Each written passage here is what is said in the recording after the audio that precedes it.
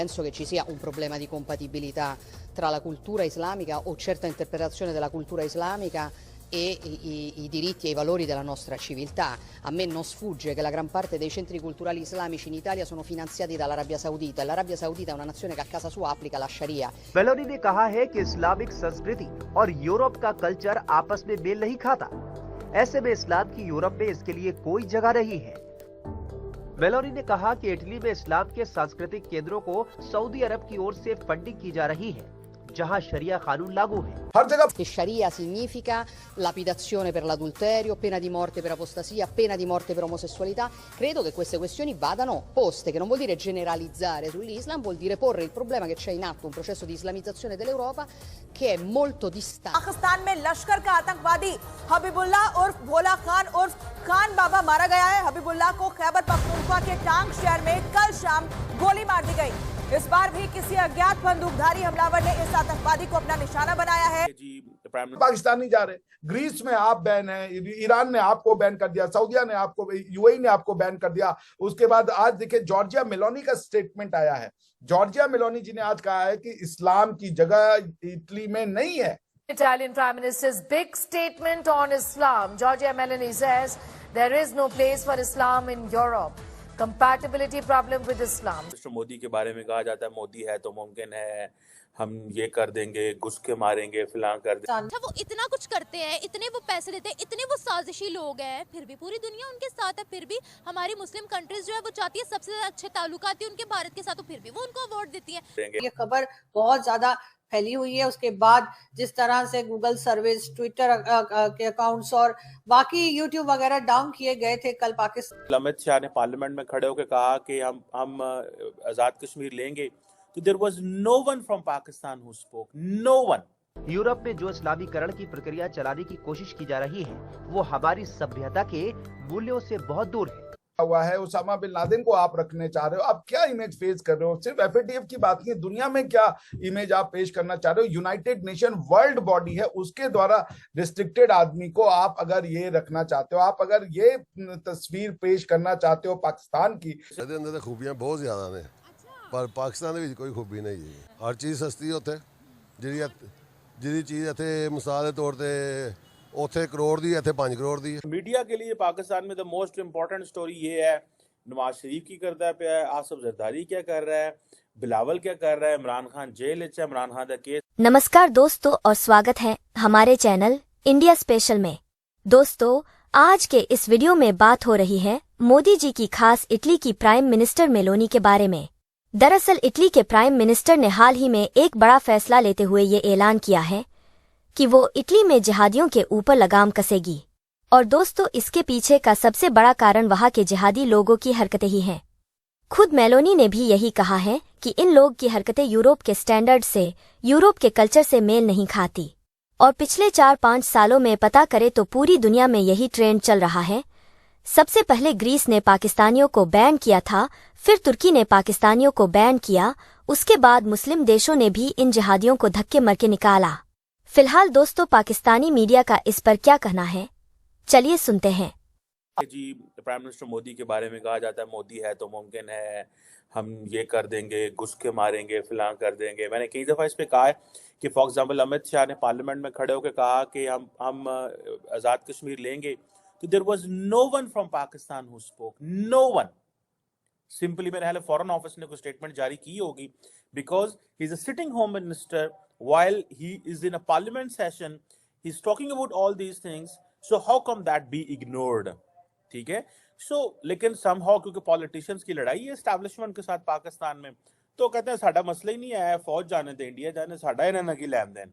और मीडिया के लिए पाकिस्तान में द मोस्ट इम्पोर्टेंट स्टोरी ये है नवाज शरीफ की करता पे है, आसिफ जरदारी क्या कर रहा है, बिलावल क्या कर रहा है, इमरान खान जेल है, इमरान खान का केस है। उन पाकिस्तानी मीडिया एंड अंदर एक होंदा ना, एक होंदा खूह दे अंदर वेना, ये खूह दे अंदर वेंदे रहंदे ने सारी दिहाड़ी, they don't know what's going on.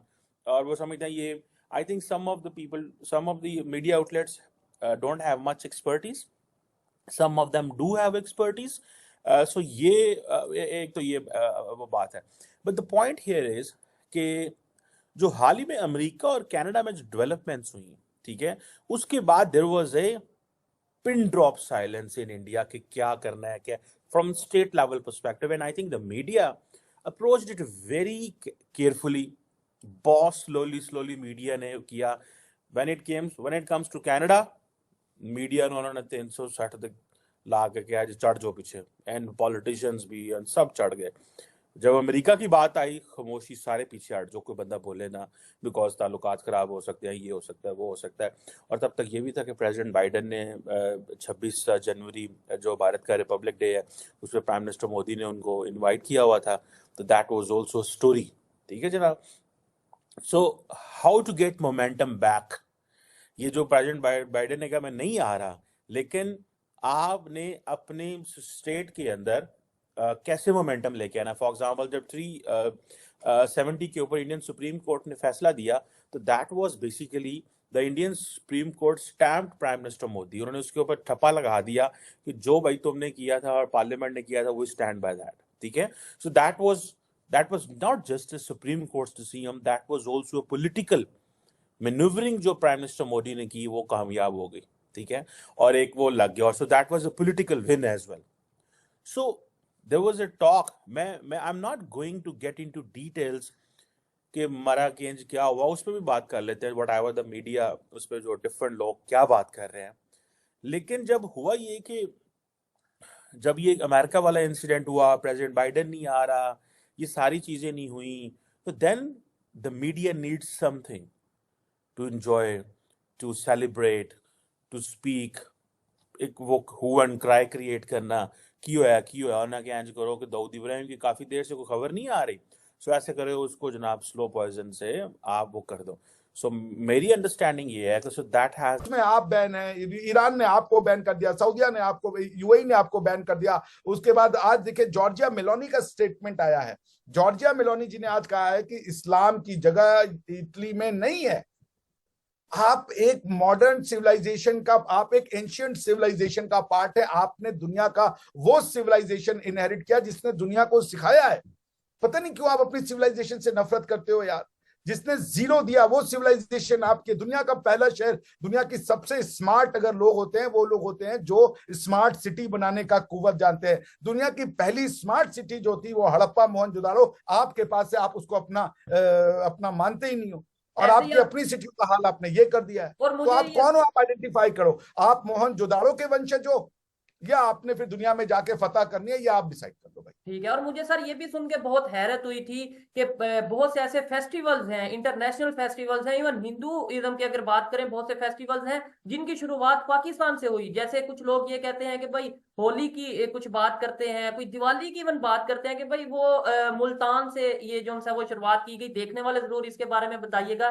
Sir दूसरे नंबर पे आपने जो बोला कि भाई जो अभी इटली के प्राइम मिनिस्टर ने स्टेटमेंट दी है, क्या रीजन समझते हैं कि मोस्टली जो ऐसी ऑर्गेनाइजेशंस हैं या ऐसी पर्सनैलिटीज हैं जो इंटरनेशनली बैन है या फिर वांटेड है, वो ज्यादातर हमें इस्लामिक कंट्रीज में, अब देखने वालों को शायद कुछ ये बात बुरी लगे जो पाकिस्तान से देखें, लेकिन अगर किसी को मेरी बात गलत लगती है, झूठ लगती है, तो मुझे कमेंट में बता सकता है, इवन मेरे साथ आके डिबेट कर सकता है. ज्यादातर ऐसी ऑर्गेनाइजेशंस या ऐसे लोग हमें ऐसी स्टेट्स में क्यों मिलते हैं?